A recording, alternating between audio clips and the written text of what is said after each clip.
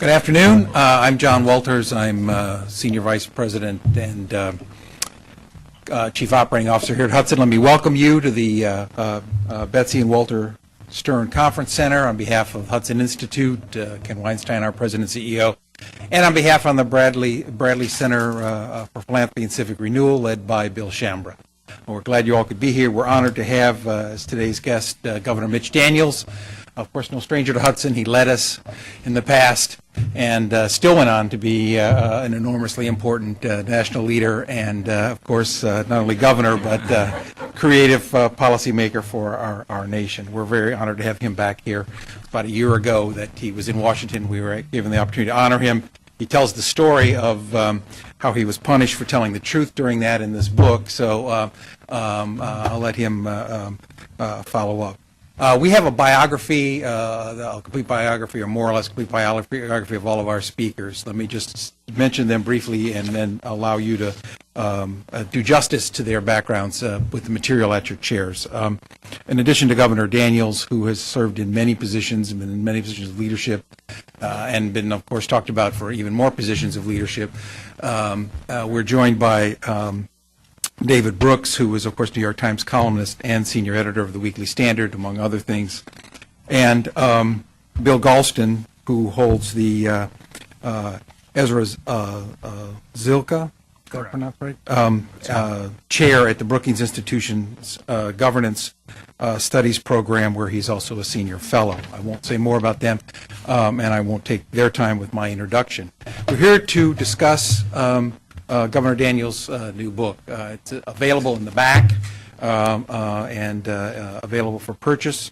Let me just mention one thing from his book before you run back there, because he says, if America is subsiding or plummeting into a position of parity or secondary world importance is acceptable to you, then see the cashier for a refund of this book. So if you're a sniveling loser, this book is not for you, and the author is warning you that. I do think it's important to talk, to let him talk about the lessons that he's bringing forward, but I think it's also important to give you a little bit of a flavor of what he does here. I'll just mention a couple sentences. First of all, he mentions the genre of such books and says, as far as I can tell, I haven't cheated myself much by skipping the last couple of thousand titles by senators, presidents, and former thises and that's. In other words, he doesn't read books by people who've been in office before because they don't have much to say. He gives you a context of the generation that brought all of us, I think, into this land at this time, and he says, I dislike the self-absorption that has characterized my generation. We baby boomers have confused our numbers with importance. And in addition, he talks about the larger state of majorities and says large majorities of Americans are clueless or even badly mistaken about their own history and the history of past fallen empires, encouraged on every side to think of themselves as victims of an unfair system, and their country has nothing special. They can quite logically react to economic adversity, not with bootstraps resolve, but with self-pity and a search for villains. I guess the appeal to larger majorities is not a mystery anymore. He's someone who has not only led, but in the course of that leading, confronted us with the real problems, the problems that other people hide, the problems of economic danger, which is critical as he presents in this book in some detail, but also an example of how to confront these. He starts with how bad it really is, and says things that I guess in the old Soviet Union would be called deviationism. But his courage and his good humor in saying them makes them an opportunity to teach. It's something that used to be called statesmanship and still is the highest form of citizenship, and as far as I think our country needs it, and as does the world. So without any further ado, join me in welcoming our friend Governor Mitch Daniels.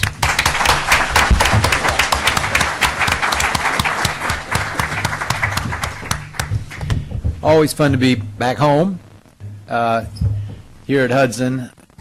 Although my my affinity for the place has led me to violate a basic rule of public presentations and the life I'm in, which is never get yourself cornered into interrogation by a panel smarter and more knowledgeable than you are. And, look at this murderer's row here. Plainly, the course of prudence for me would be to filibuster until the end of the hour, but that would cheat all of you. I've admired each of these fellas for a long, long time, and you do too. They're probably the reason that you're here. So thanks, one and all, for this chance to come and practice my current profession, which is shameless hucksterism on behalf of this thing I've written.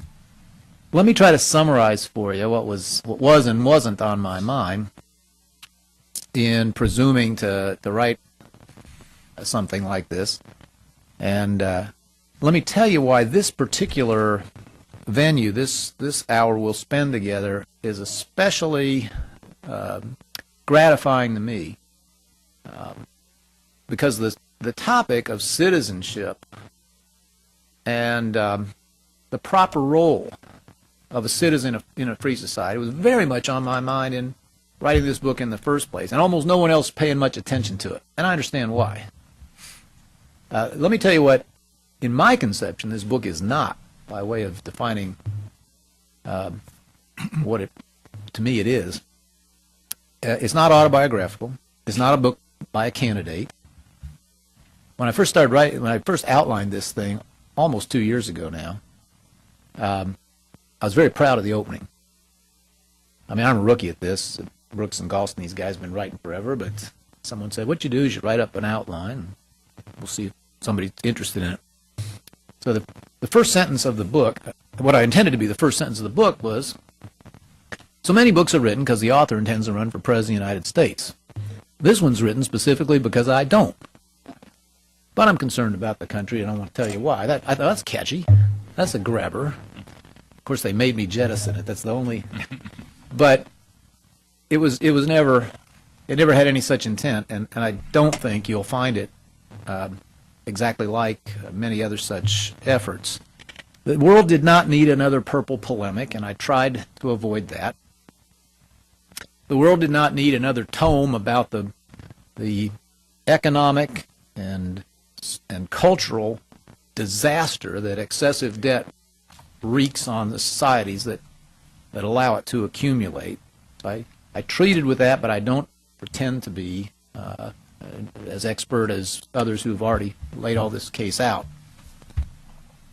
It doesn't pretend to be a philosophical history, because I'm not equipped to write one, but I insisted on a short chapter at the beginning just to remind those who know and to suggest to those who maybe weren't taught that this whole idea of government by consent of the governed is not only a fragile thing, that's where the title comes from. Everybody in this room remembers Ben Franklin's comment at the very dawn of liberty in this country that suggested that he and the other founders were acutely aware that what they were doing might not last.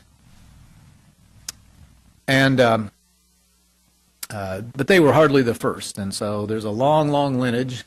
I say I don't know when the first Greek coined the term, but within a week somebody said, well, that'll never work. And with some reason. So this is by way of saying that this particular conversation we're about to have, I expect to enjoy and probably learn from, because at least in part I hope we'll spend a little time on the question of what kind of people will we be. If this effort adds any value at all, it is an attempt anyway to suggest that this moment in our history, this, as I see it, survival level threat we are facing, from the debts we've accumulated and are scheduled to add to, is, if anything can be, is even bigger than a threat to our standard of living. It is even bigger than a threat to the American ideal, which should all concern us all at least as much as GDP levels and median income levels and all of that. For the richest society in human imagination could ever have conceived of already, even in stalled condition. But you can see fraying around the edges that eternal American optimism that has always driven us forward. At whatever level of our economic development, Americans have always believed that tomorrow would be better than today, their children would live better than they did, and that I can make of myself whatever I'm able and hardworking enough to do.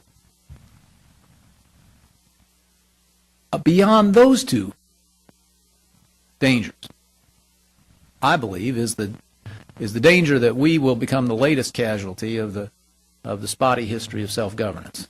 It's our ability to govern ourselves that's on trial. And I think both sides of our national debate tend to sell the American people very short. On the one hand, there's the well-established school of thought personified by our current president and all the people around him that out of enormous benevolence, I'm sure, I refer to this group loosely as our benevolent betters, believe that life's just become too complicated for those poor, benighted fellow citizens of ours.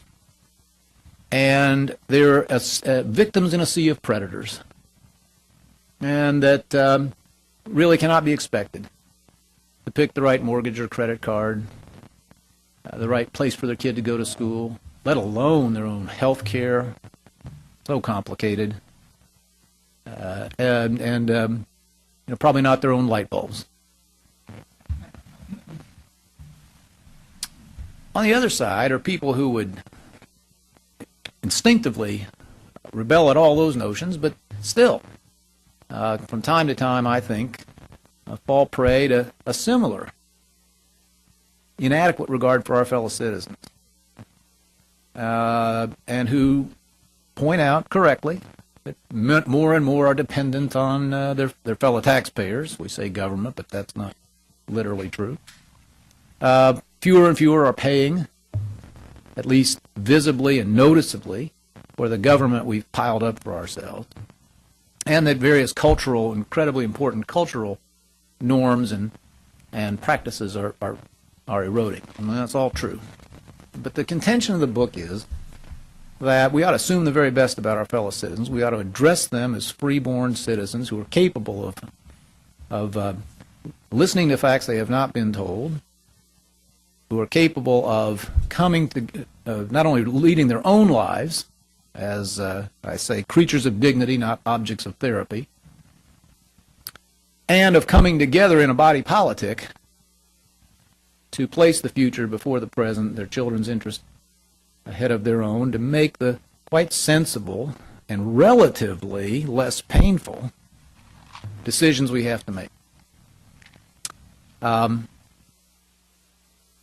talk a lot about the work that I think about the subject that the Bradley Center rather uniquely, I think, concentrates on. There's a chapter called The Great Inversion.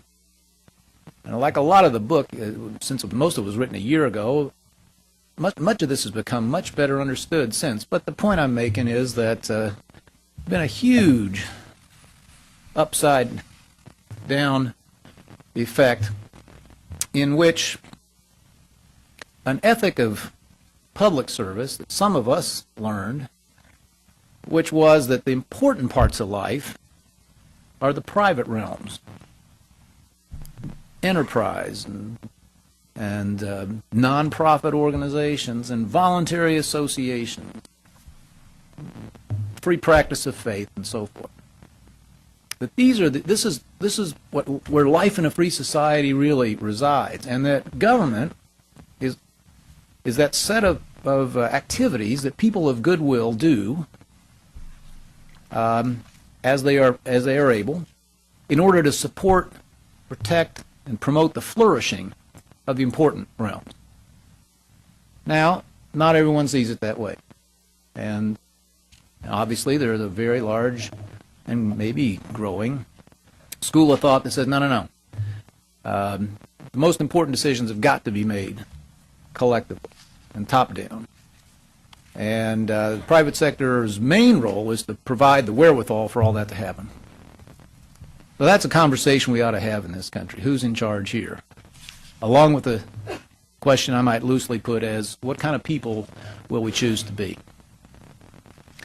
That, I think, is reasonably close to the work that's done here at the center, and why this particular conversation, among all those I'm having about this little epistle of mine, is one I've looked forward to.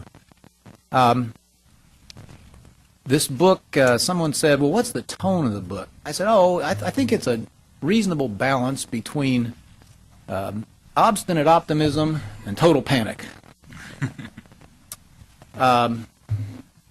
I don't believe in panicking, and I don't think you'll come away, if you should read it, with that sense. But I do believe that action cannot come soon enough, cannot be too bold, and that pursuant to that is really important over the next 14 months, that we engage with these subjects, all of us, in just simply in being responsible citizens, that we urgently need a change of national policy, and therefore a change of national leadership. That I can wish in my imagination that our current president, or a president of his party, had chosen to grasp this nettle, or these various nettles that we're facing. They'd be in so much better position to do it.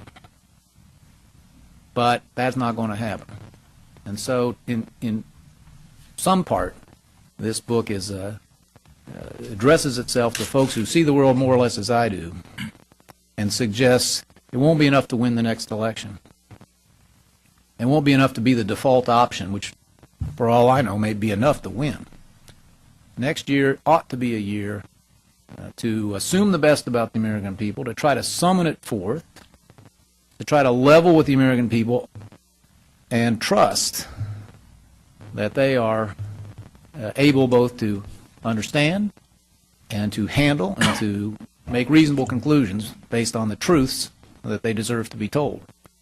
The real goal of the next 14 months ought to be to unify as many people as possible around a program of big change. That's major changes in the safety net programs, at least starting out in time, total commitment to growth. If you believe, as the Bradley Center does, as I do, that the private realms is where, or the whole reason that we have government, that we have government based on self-governance, then you would also agree that the best way out of our current dilemma is rapid resurrection of growth in the private sector, as hard as that's going to prove to be.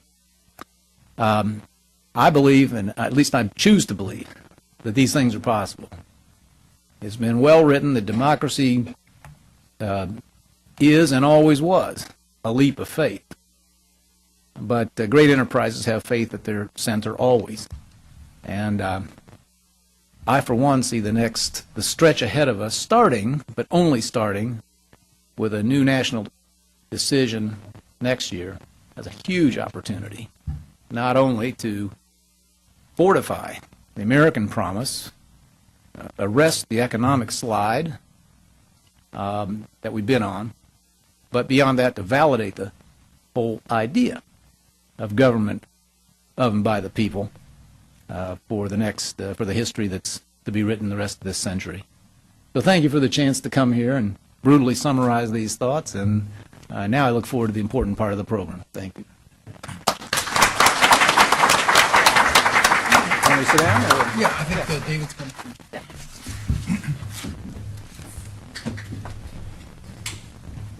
Thank you. I see a lot of old friends in the audience, many people I haven't seen in a little while. I know you didn't come here to hear me speak. You came here to hear yourself speak, so I'll try to get out of the way. In 2006, I ran a column called Run, Barack, Run, telling Barack Obama he should run for president.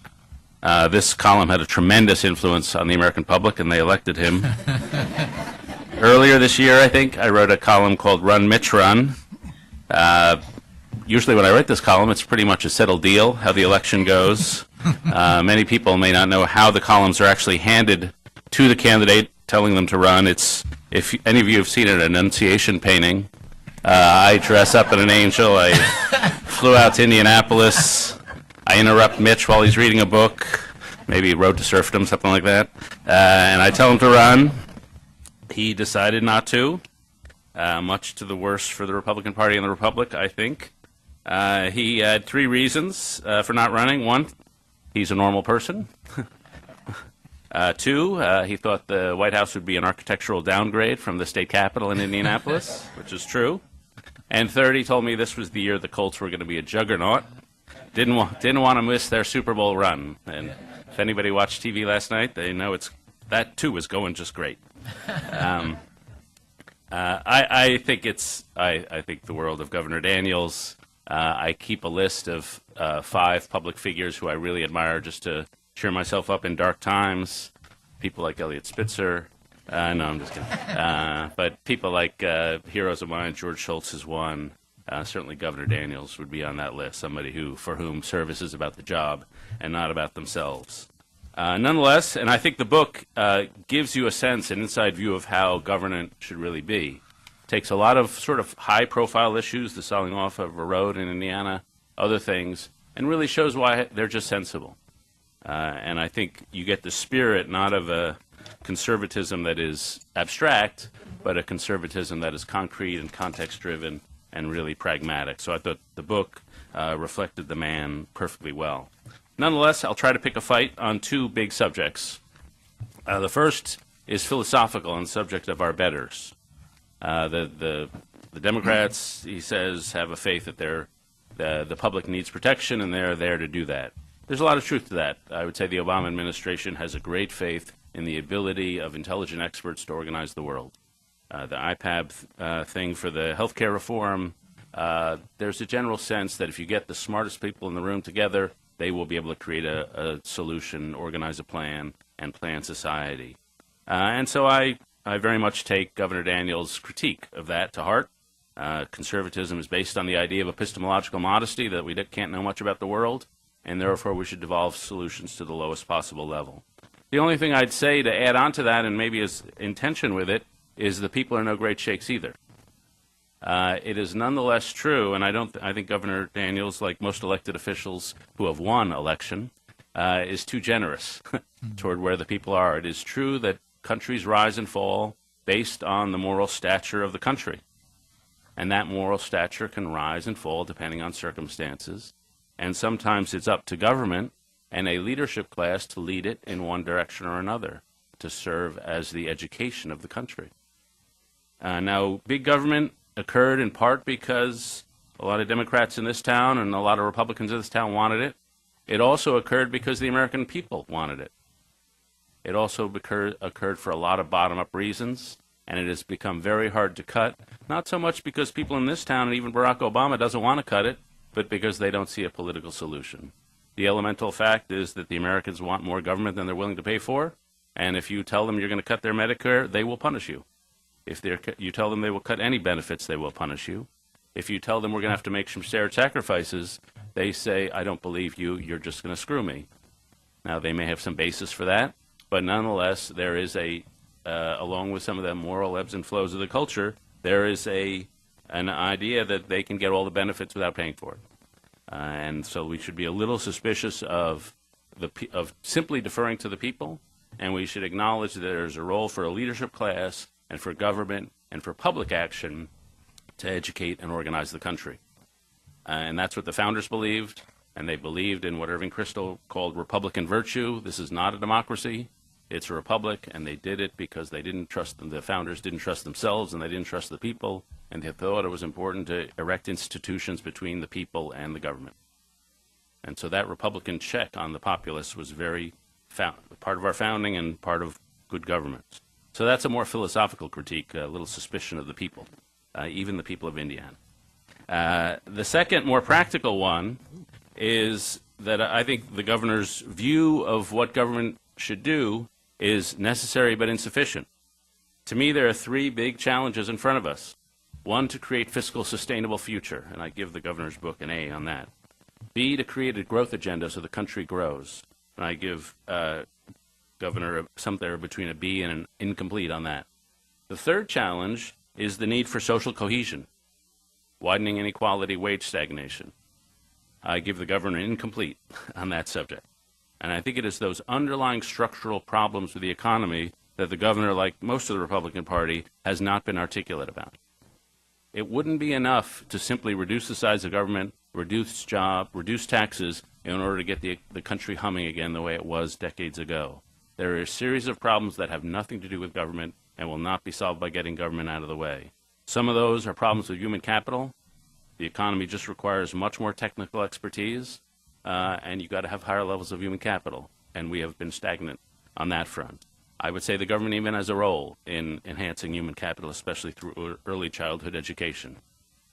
The second set of problems have to do with structural problems plaguing the labor markets and plaguing the economy as a whole, which again have nothing to do with government. I buy into Tyler Cowen's thesis that there's been a stagnation of technological innovation. There are certainly fewer business startups than there were decades ago. We've had decades of dismal job creation even before the current recession. We've had decades, according to Michael Spence, where the only jobs that have been created have been in sectors where we don't trade, or where we don't compete with the Japanese or the Chinese. And so these are all deep structural problems not caused by government, but caused by technological change, globalization, and other things. So I think what we need to do is move things from consumption toward production, maybe reduce entitlement spending and increase investments in technological innovation, and that's a role for government.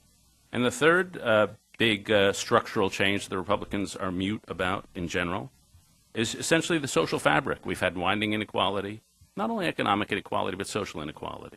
College graduates have half the divorce rates of high school graduates. Illegitimacy rates are skyrocketing, not only among African Americans, but among the white working class. Rise in single parenthood, rise in drug addiction at the lower levels, rise of alcoholism. People without a college degree just live in very disorganized worlds. And I think there's a role for government in fixing that. And then the final point I'll make has to do with the current situation we're in. I happen to be a relative pessimist about where we are. I think there's a realistic chance of a double-dip recession and a 10 years of a lost decade. And what created this mess? Well, there were a million different causes of this mess. There was a buildup of debt. Since then, there's been a lack of consumer demand. There's been a lack of business investment. There's been a lack of a floor for the housing market. There's been uncertainty caused by regulation. There's been uncertainty caused by people not trusting the Obama administration, not trusting each other. There have been multivariate causes to the situation we're now in, which could lead to a decade of stagnation. My problem is that each party takes their favorite cause and pretends that's the only cause. So for example, the Democratic Party really wants to spend money. They believe in using government spending. So they pick the one cause, lack of consumer demand, that can be addressed by more government spending. And they do a stimulus package to build up consumer demand, and if it doesn't work, well, we should do another one, and we should do a bigger one. That's the one thing they focus on. The Republican Party loves to cut taxes and reduce regulation. So they say the one cause of this financial crisis is lack of business investment. We've got to lower taxes and reduce regulation, we'll get more investment. And again, just one cause. The problem is there are dozens of causes to the situation we're in. And you have to take a holistic approach. And the lesson of that is don't try to pick out one cause because you're not smart enough. Do a big thing that cuts across partisan lines. I thought the Bowles-Simpson was the beginning of that. Doing some things Republicans like reducing taxes, simplifying taxes. Some things Democrats like, maybe a consumption tax. Again, cutting across a whole series of things that go across the current categories.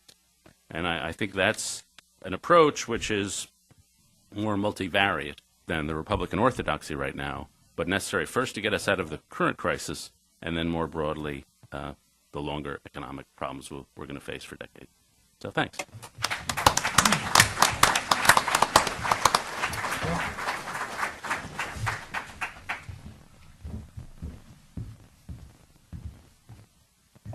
Well, I can't match David's unique brand of stand-up sociology, and I'm not going to try. In the next 15 minutes, you're going to see vividly the distinction between a spectacularly successful columnist and a widely ignored policy wonk. Now, speaking as a lifelong Democrat, I say in all sincerity that I deeply regret, although completely understand, Governor Daniels' decision not to run for president. I have 3 reasons for this. First of all, we desperately need an informed debate on the fiscal and economic crisis we confront, and I think we would have been more likely to get one with your voice in the mix. Secondly, I am risk averse about my country. As a citizen, I'd like the government to be in competent hands, whoever wins the next election. And third, and if I may speak personally, I've always wanted a president I could look straight in the eye without getting a crick in my neck. Now, since this town has been a little bit short of agreement across party lines recently, let me begin by ticking off an incomplete list of elements of this book that I found very agreeable. The focus on vigorous economic growth, amen. The injunction to be guided in our discussions by the facts. One line in the book, this conclusion is not ideological but mathematical. Words repeated almost verbatim by the President of the United States not too long ago. If we can get on the plane where we are talking about the facts and their implications, I think we'd be better off. The governor's insistence on putting first things first, focusing on what really matters right now, and, as he put it famously, declaring a truce on other differences. Again, amen. The idea of principled safety net reform, more means testing, adjusting age and eligibility requirements, adjustments to indexation formulas, the focus on real insurance as opposed to first dollar coverage for everything. There's room for serious discussion on all of those points. Growth-oriented tax reform. Whatever you want to say about our tax code today, we do not have a pro-growth tax code, and I think everybody knows it. And if we adopt that as our heuristic device for thinking about reform, I think we'd be way ahead of the game. And once again, we could have a serious discussion across party lines. The idea that you tax things you want less of. Again, amen. The governor vigorously defends his decision to increase the cigarette tax in Indiana, and one of his justifications is we want less smoking, and we're going to get less of it if we have a higher tax. Now, by the way, that makes you sound a little bit like a benevolent bettor, I must say, but I don't want to press that point too hard. The suggestion that we should consider qualitatively different revenue sources, such as a VAT or some other form of tax on consumption and production as opposed to income and savings. Very important, and I will do the governor no favor by quoting this passage from his book, his insistence on reasonable revenue levels in light of the debt crisis. And here's the exact quote. I'm an advocate of the lowest taxes consistent with national necessity.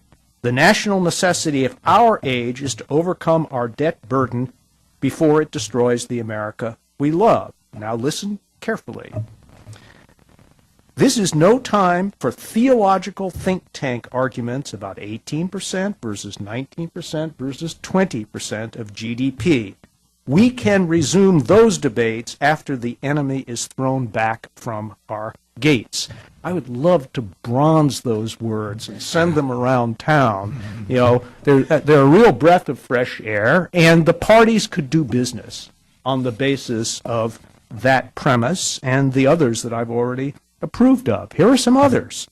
The call for reasonable regulatory relief. I don't think an outright moratorium, let alone an outright multi-year moratorium, is particularly realistic, but something along the lines of Senator Mark Warner's PAYGO recommendation, I think, is realistic and would be a real discipline on regulatory zeal.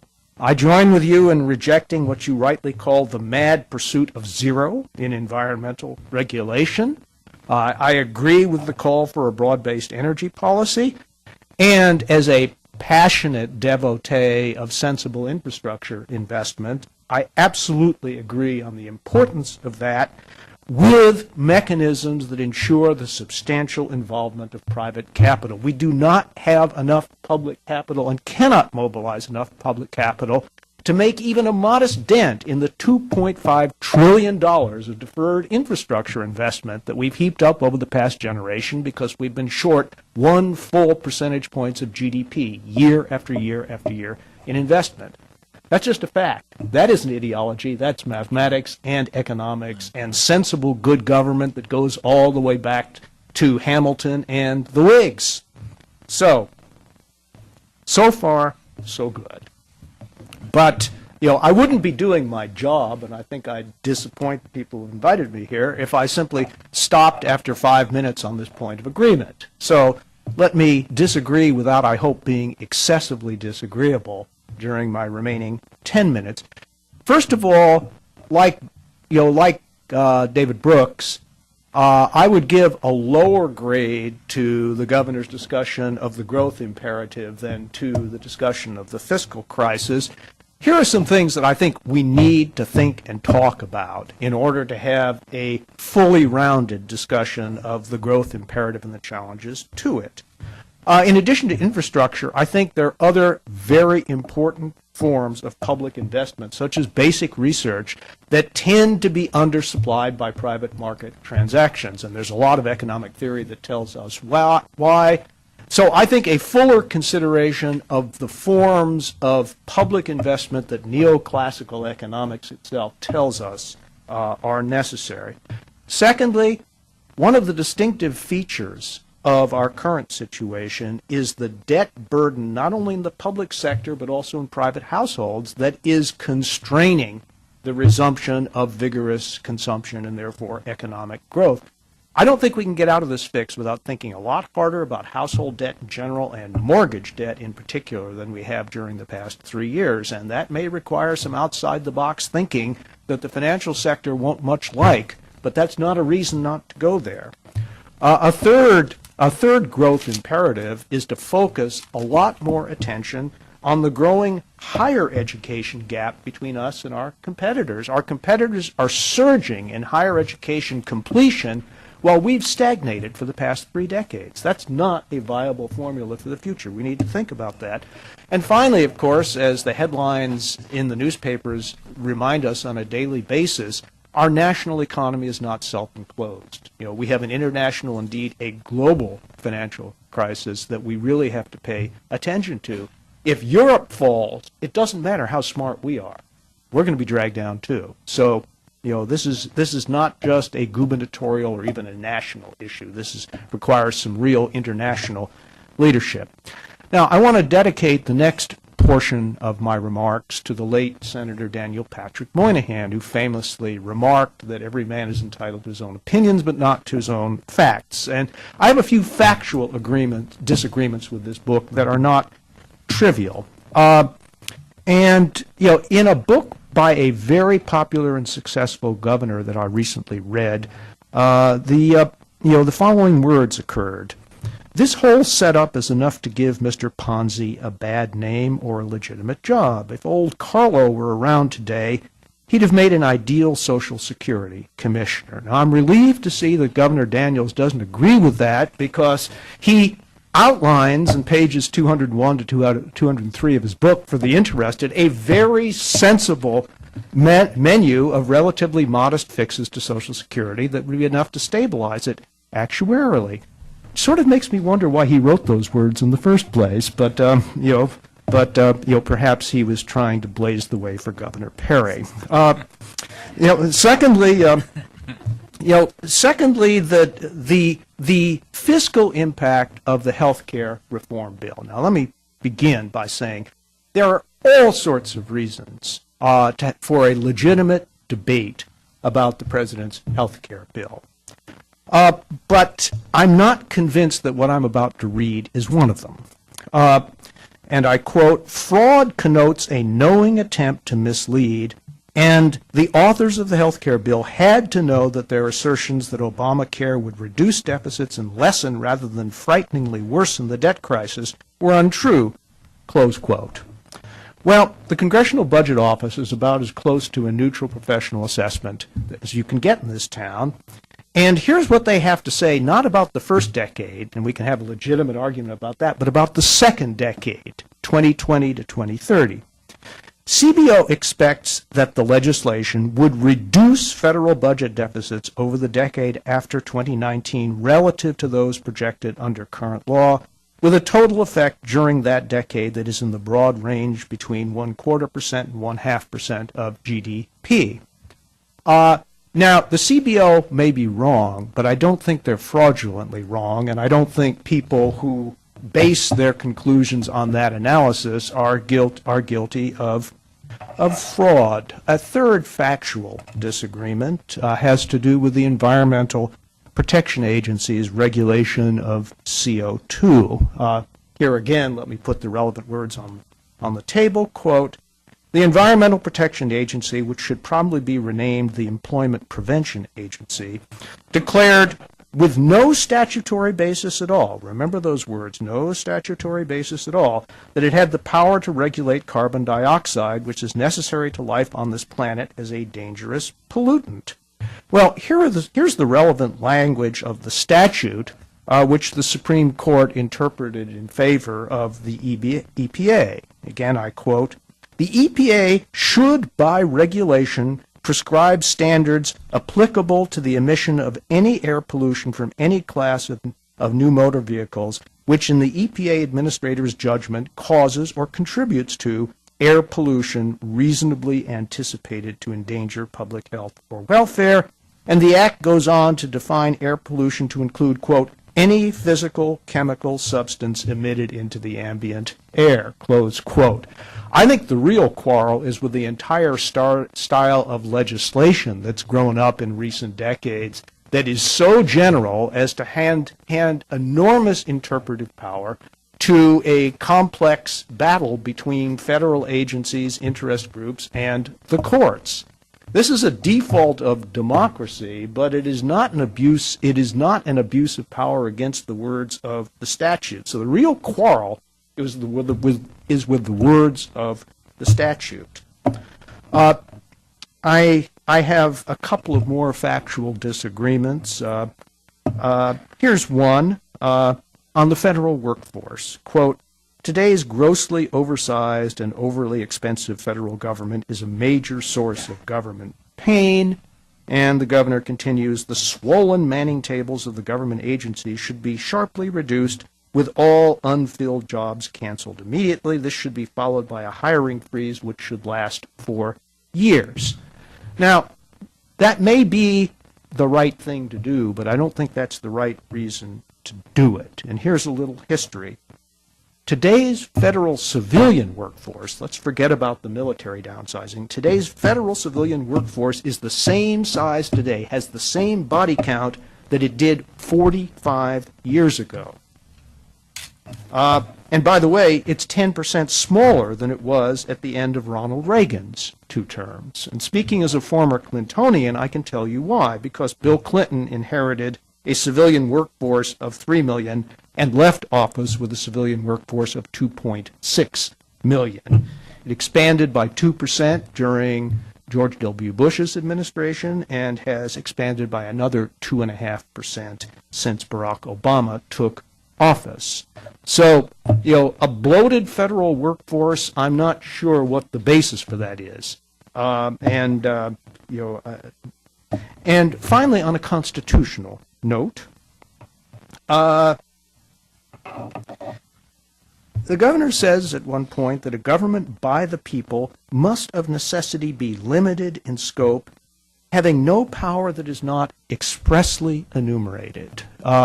Regrettably, by that standard, we don't have a government by the people today, because I would cite not only the necessary and proper clause, But the very instructive debate that surrounded the ratification of James Madison's draft of the 10th Amendment to the Constitution, where it was moved from the floor in the House of Representatives that the 10th Amendment be strengthened by inserting the word expressly into the language.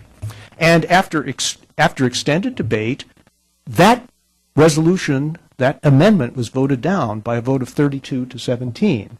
And it was well understood on all sides what the difference between enumeration and express enumeration is. We have a government of enumerated powers, but not entirely expressly enumerated. And that is a distinction with a difference. I close on a philosophical note.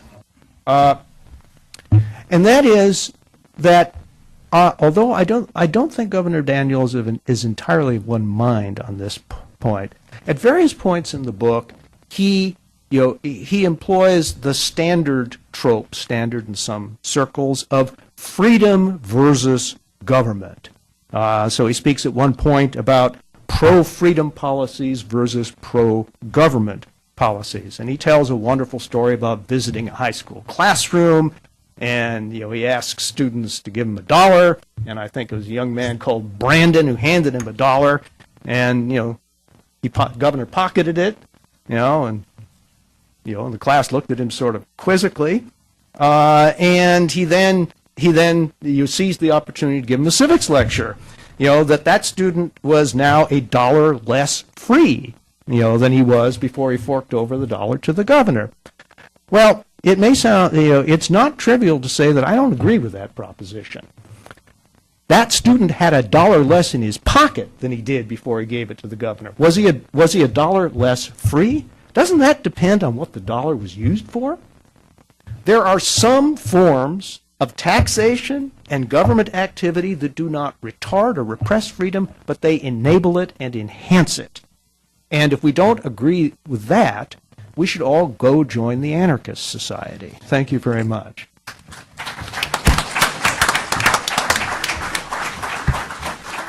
I think it's only fair to let Governor Daniels respond. Well, I have to plead guilty on many counts, and I don't want to go down the list of those things. I want to just mention a couple. I'll mention a couple of those, but there are a couple of the things that were said really have been troubling me too, and I appreciate David and Bill for bringing them up. Just to, by the way, Bill's comments remind me that. Oh, is this not working? I think you have to be a little closer. Bill's comments remind me of the rule someone taught me, that in any sentence, including the word "but," nothing matters except what comes after the comma. That's right. Yeah, right. So, but thanks for the generous comments. The part before the comma was pretty good. A lot of things I actually agree. Yes, I wasn't trying to. I don't know what I did say or what you thought I said. I wasn't trying to produce a manifesto here that had absolutely every idea I think might, for instance, contribute to growth. I cut out a lot of things. I was trying, in fact, to make us not only to leave that to other people, but to indicate that I don't pretend to have every answer or necessarily the best answers. But I think I must have not said that clearly enough. But sure, I mean, R&D is a really good example of something that ought to be more heavily invested in, basic R&D at least. Quickly on some of the factual aspects, Bill, the Ponzi thing is interesting. After they pulled everybody in Washington off the pile, and to see what was left of Governor Perry, there was some pretty quick journalism done. A lot of people repaired to their Google machines, and I discovered that the problem with mentioning Carlo Ponzi with regard to Social Security is not that it's not true, is that it's so trite. It had been said for 40 or 50 years. People like Paul Samuelson, people across the spectrum, have used this as to loosely liken a pay-as-you-go system that masquerades, at least to some people, as something else, that you're investing in yourself. Now, he shouldn't have stopped there. No one should stop there. I tried not to stop there. Go on to, prescription, and also to reassurance of people that we're out to save these programs to create something new for the future. But just to make that point, on some of the things that David said, I don't mean for this to be a majoritarian book. If it had been, I'd have titled it something else. I chose to play off Franklin's famous comment advisedly, but I may have been too careless about that. David, as always, I got his finger on something important. He's pessimistic about the character traits, the virtues in the phrase I insist on reviving, or the word I insist on revising. Look, I can't quarrel with that. I think I try to say in the book that as the only operating philosophy in business or public life that ever made any sense to me was optimism. The old coach's maxim, if you believe you can or believe you can't, you're right. And I freely acknowledge there's mountains of evidence that we have a slip, that these traits have atrophied and so forth. But I'm suggesting that, and David says, well, look, government has a role to play in trying to somehow reaffirm them. Absolutely. Wish I knew just what the right mechanism was. But I'm just suggesting maybe one of them is to behave as though people are creatures of dignity. To tell them that you trust them to make their own decisions, and you trust them to make smart decisions when we get together to wrestle with the problem. May prove hopelessly naive, but, I guess what I'm saying a level below the surface, David, is somebody better find out. If those things really are that far gone, then school's out in a variety of ways anyway. So why not start with the possibly a Pollyanna assumption and see if perhaps it doesn't maybe awaken some dormant traits that we all worry have faded out a little bit. I called the last chapter, it's a play on the president's very successful slogan, change you can believe in. It took me a while after he'd been a president for a year or something before I ever start thinking about that. I thought, that very obviously successful. He won big, but what's it mean? It's meaningless. It's an empty vessel. Probably the marketing magic was in that. Was in that very fact that the listener could invest that phrase with whatever changes, whatever I think changes, that's what he's for. So I suggested, look, we got to bend that into change that believes in you, and to present a different set of prescriptions and policies to the American people, as often as possible, couched in language that says, these guys don't think you're up to it, but I do. We do. We want you to have the right, and we'll make mistakes, of course we will, but it's a better society if, and you'll be better off long term if government policy affirms your autonomy and your dignity. See what happens. Multivariate causes, yeah, absolutely. I mean, Bill kind of cleaned up after me a little bit here. I don't forswear different taxes, and I sure don't forswear more revenues. We're going to have a heck of a lot more revenues, and the book says this. The question is, how do you get them? Mm-hmm. Dialing up the rates in the wretched system we have today, is, I think, leave the philosophy aside. It's impractical. Am I the only one that's noticed this? There's some real ironies in the position the president's allies find themselves in. On the one hand, if you believe in a government that is as big and active and expensive as they do, you have the biggest stake of all in a robustly growing private sector. It's the only place the money can come from, yet all their policies lean against it. Here I am saying every national decision, till further notice, ought to be tested against the question, will it make private sector growth more likely or less likely? Mm-hmm. Everything else, we should break every tie. Every close call should go that direction. And yet, from, card check to Boeing to CO2, on and on and on and on, this administration just reflexively heads the other direction. And the other one is that unless you're prepared to change the tax system in the way Bill Galston was talking about, somewhere down the trail of Ole Simpson and many other people, you have a really big stake in income inequality.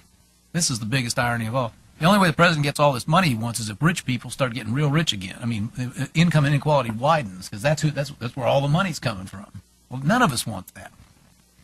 So, last point, biggest one. David, you are completely right. I've said to people very openly, especially in the last couple of months, if I'd been writing this book in the last few months and not principally in Q4 last year, I don't know I wouldn't have had an answer, but I would certainly have taken cognizance of your points about social cohesion, and the difficulties of globalization. I was being given one of those awards you don't deserve. You get an ex officio, in a job like this, I think, about 2 weeks ago. And it was for people whose issues are what we call family issues.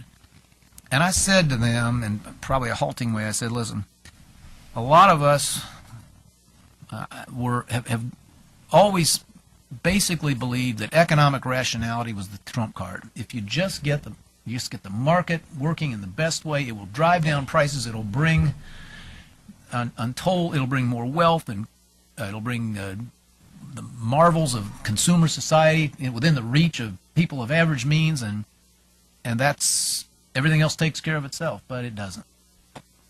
And we are getting in this position where large numbers of Americans, men, in the majority of cases, it isn't clear that even a revival of a higher growth rate would necessarily recreate a situation where people can take care of their families on what the market will pay.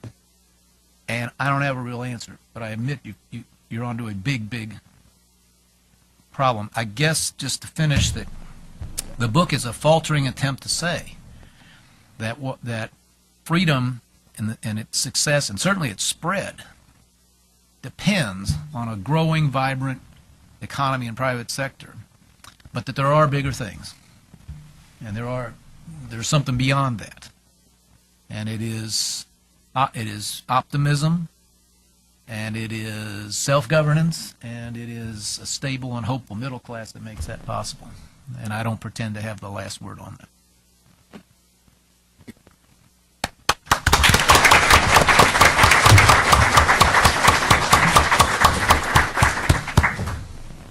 With all those issues on the table, why don't we begin by allowing some questions? Let me start by offering the first one and asking you and the other panelists to pick up where you left off, which is, if in addition to economic and fiscal policies, one were going to look at what you do about the social fabric, the character and the culture of the American people, what policies, some of them are discussed in your book, Governor Daniels, but what policies would you start with? I mean, it is peculiar that, as you pointed out, we are wealthier than anyone could imagine. So the issue is, well, we need more resources to be happy and great. But we feel an acute breakdown of not only our own cohesion as a people, but even taking care of our children at different levels in society. And yet that's very difficult for us to talk about. Maybe some turning to that fundamental problem and the pessimism that I think it gives rise to, and the unwillingness to talk. Just a couple of things about how you see that, especially you have been with people in that you're leading in the state and in the nation. You're asking David, aren't you? Not that easy. Mm-hmm. Well, I just said I think you can start by trying to structure policies that do empower and that do entrust more decision-making to people, tell them you believe in their ability to do it, and they might just surprise you. I give some examples in the book, including from the healthcare context, in which people of very modest means, both our state employees and uninsured low-income people, I think are proving very, very savvy about consumerism in the most complicated area of all, which is healthcare expenditure. So I think there's some reason for optimism there. But it takes you to the top, maybe, of some slippery ski slopes, such as what we term protectionism, that I've never really gone near before. I will say this, I mean, just in energy policy, which I think is a huge upside possibility for the country. We've gotten one bad break after another for a long time, but these breakthroughs, Hudson is the place I learned all those years ago that we always, that the pessimists are always wrong, and even when you can't see it coming from any other direction, technology shows up. I hope David's wrong about its rate slowing down, and I think maybe he is, but if we've gotten a good break, these astonishing breakthroughs in gas and oil extraction, we cannot afford not to take maximum advantage of that. If there are problems, let's solve them along the way or ameliorate them if they happen, but we cannot deny ourselves that. So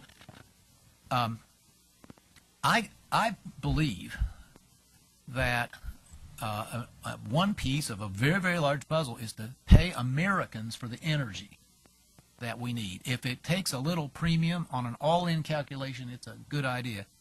I'll just give you an example. In Indiana, we established a very explicit Buy Indiana policy. You can think of it as state protectionism if you like, but I thought a very good reason. First of all, we drove our state departments, who aren't paying any attention to this, to use their own procurement. We went from 60 to 90% purchased in the state. We don't make a dumb business deal, but we will pay a very small premium, knowing we're going to capture much more of that in the multiplier effect of those dollars and the taxes from them happening in our state. I would apply the same thing nationally. There are a lot of reasons they're not economic to stop paying. It's half our balance of payments problem. You get and think who we're sending the money to and where the money winds up. So I mean, you know all this, but if you even leave the national security aspects out, there's a big upside opportunity, and it could create those middle-class jobs we can't seem to find in a significant way. So I know it's just one partial example, but it's a large one as those things go. David? I'll take a quick stab. First, let's start on a philosophical note. Let's remember what choice is. When individuals make choices, it's not an autonomous creature weighing pros and cons. Our choices are socially structured by our genes, by our upbringing, by our culture, by our history, by our family, by the institutions around us. I was actually, a week ago, I was at the Indiana University football game. I was tailgating with 20,000 drunk 20-year-olds. And in that framework, the choices they were making were not the same choices they would have made at church the next day. So social structure really matters. And so I do think there are some things government can do to help encourage a positive social structure. I'm tempted, John, to start with the drug policies of the Bush administration. Those were part of creating a social structure, taking away some temptations of people. But I think you can create a menu of policies that will encourage a better social structure. You can start with young, with nurse-family partnerships, so pregnant and new moms have a structure in which they can raise their kids. You can then go to early childhood educations. These KIPP academies create a social structure for young people and then for the parents around them. You can go on to compassionate conservatism, which I am the last believer in. Using some faith-based and other groups. Actually, Hudson is maybe there are a few Japanese soldiers in the foxhole with me. The idea that you can use faith-based and other institutions to thicken social structures and use government policies to do that. I believe in national service. I believe in raising EITC, and in particular to give men more financial resources so they're marriageable. Focusing it on his children. I'm in no position to disagree with anything that I've heard, but I do think that there is an important economic dimension to the social problems that we're talking about. And we've already heard about one great inversion. Here's another. Back when I was a graduate student, the conventional wisdom was that this overeducated new class was going to be the death of the American family, and it would be the sturdy lower classes with their traditional values that would save marriage and the family. Well, that was then. Now where are we? As David noted, the more education you have, the more likely you are not only to get married, but to stay married. And so the most traditional families, ironically, are now found in the bluest states. Go figure. Now, what that tells me, is that the kinds of economic opportunities that lengthen out time horizons and give people the incentives to make sound long-term choices are now associated with higher levels of education than we ever imagined possible or necessary. I don't think it's any accident that the divorce rate is so much lower among college graduates than it is among high school graduates, let alone high school dropouts who tend not to get married at all. And so one answer to the question is, let us focus more attention than we tend to on the fact that our higher education completion rates have stagnated over the past 3 decades, while around the world, particularly among our competitors, they have soared. So that's one thing I would say. Here's a second thing, also in the economic vein. I'm not a trade expert, but it's my understanding that we can encourage exports by rebating a tax like a VAT at the border, if only we had such a tax to rebate the way most of our competitors do. And if you happen to believe that U.S. manufacturing is a really important source of good jobs, not just in the past, but in the present and the future, then being able to encourage our exports in a way that is fully compliant with international law and regulation, and in a way in which all of our trade competitors are already doing, we're trying to fight this trade war with at least one hand tied behind our back, and I don't think that makes any sense at all. And and I also have to say that I took what Governor Daniels said as a not so veiled endorsement of something like a carbon tax. And if you could use a carbon tax in part to buy down the payroll tax, if employers are taxed less for hiring people, won't they tend to hire more people? So there are all sorts of opportunities here that I think we've been very slow to exploit for all sorts of reasons, and neither political party is blameless, but they both have to get their acts together. Before we give you any more help on what you've signed up to, Governor Daniels, let me ask for a couple questions from the audience. Anybody have any questions out there? Yeah, Debbie. Do we have a, yeah, right there.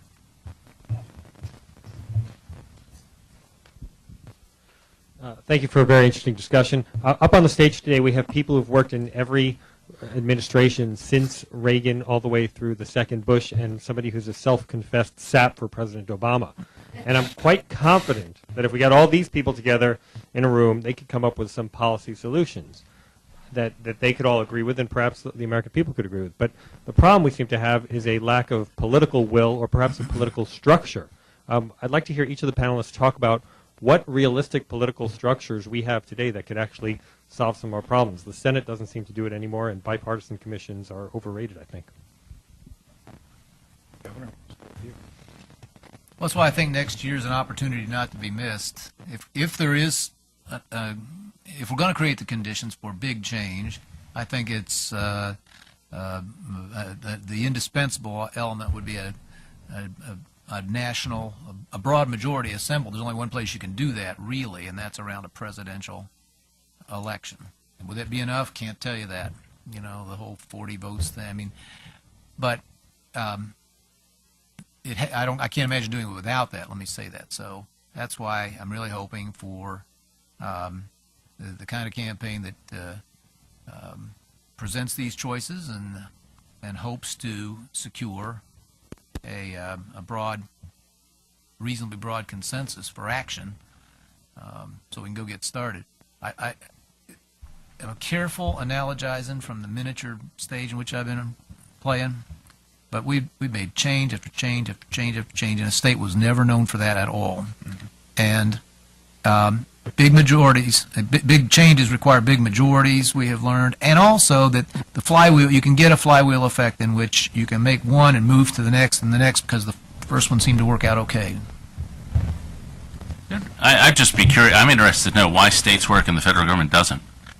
In general, most states I go to, and you talk to the governors, They're actually moving things, and they have a pretty effective governance system. You don't think Indiana's ungovernable. You don't think Utah's ungovernable. You don't think Maryland's ungovernable. We've got a surplus in Maryland. And so I wonder if it's the states are more cohesive. I wonder if it's they're dealing with issues which are patently less ideological. I wonder, one of your favorite books is one of my favorite books, Manker Olson's Rise and Decline of Nations.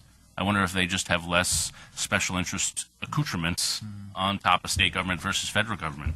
And so I'd be curious to know why that is. My only thing about, I'm in favor of bipartisan commissions so long as they're set up and manipulated behind the scenes by elected officials.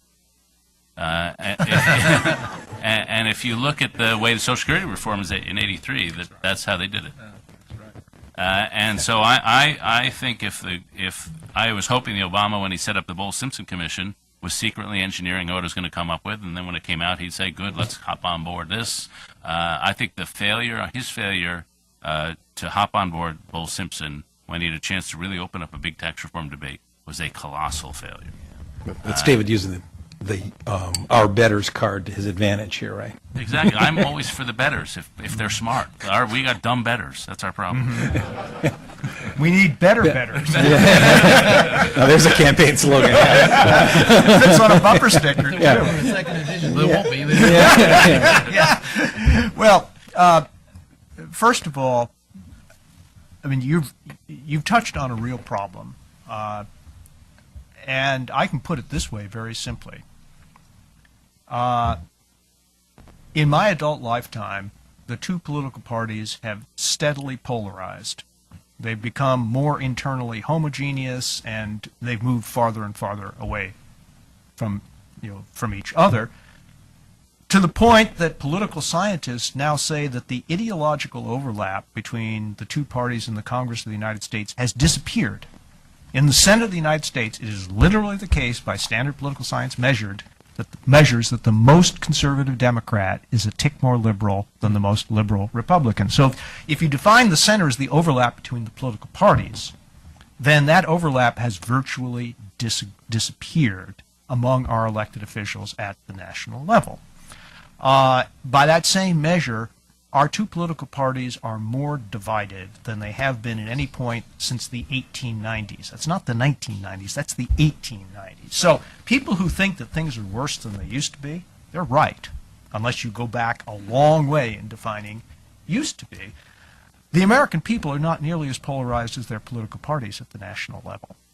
And by the way, in states that look like the country in their political party formations, like California, are no more governable than the national government is. So the polarization among elected officials is the key to the problem. And what can you do about that? Well, there is no alternative. You have to think harder about changing the ways in which elected officials come to be elected, so that what you get is a body of elected officials who in the aggregate look more like the American people. And I could bore you but it would take more time than I have, with a series of steps that we've taken in the wrong direction over the past 40 years that have led to electoral polarization, which need to be reversed, or at least very least rethought and reformed if there's going to be any hope at all, starting with our primary system, which is close to being the root of the evil in my judgment. One of my principal jobs is to make sure that we end on time.